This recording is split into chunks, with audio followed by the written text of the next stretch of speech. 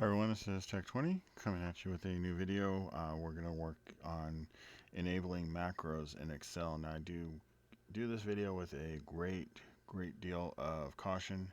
Make sure that you trust the developer of the macros because they can run malicious code on your computer.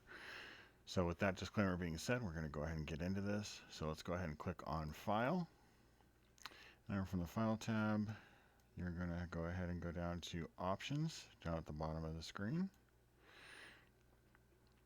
And so we'll go ahead and click on Options. This will bring us up to, you guessed it, our options. And so what we're going to do is click on Trust Center.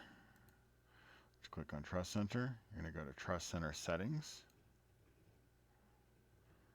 And then this will bring up your subscreen. You can do Disable All Macros without notification, Disable All Macros with notification, which basically means it notifies you.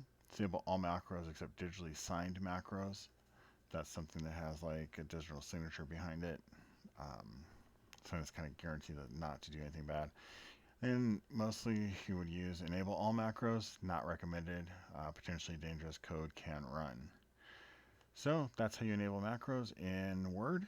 If you have anything you'd like to see me cover, please leave a comment down below. Like, subscribe, and I'll see you in the next one. Thanks. Bye-bye.